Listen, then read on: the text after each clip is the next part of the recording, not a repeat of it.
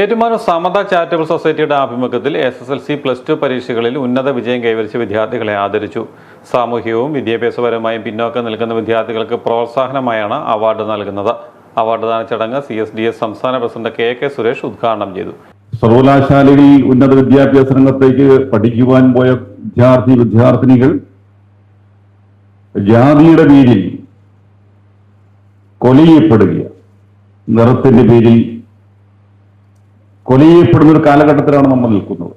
സർവകലാശാലകളിൽ വിദ്യാർത്ഥികൾ ആത്മഹത്യ ചെയ്ത് ജീവിതം അവസാനിപ്പിക്കേണ്ട സാഹചര്യം നമ്മുടെ നാട്ടിലുണ്ട്.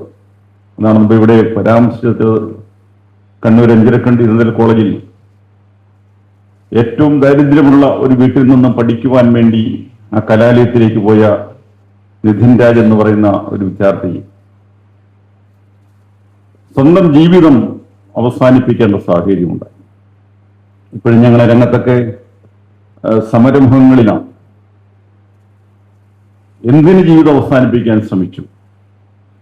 ഒരു ഡോക്ടറാകാൻ ആഗ്രഹിച്ച ആ കുട്ടിയുടെ തിരോധനം എവിടം വരെ എത്തി നിൽക്കുന്നു, അതിൻ്റെ പിന്നിൽ എന്തായിരുന്നു ചേതോപകാരം എന്ന് പോലും അറിയാനുമല്ലാതെ മാതാപിതാക്കളും കുടുംബവും വല്ലാതെ വിഷമിക്കുന്ന ഒരു കാലഘട്ടം. ഏറ്റുമാനൂർ SMSM പബ്ലിക് ലൈബ്രറി ഹാളിൽ നടന്ന യോഗത്തിൽ സമത പ്രസിഡന്റ് KC ഐസക് അധ്യക്ഷനായിരുന്നു.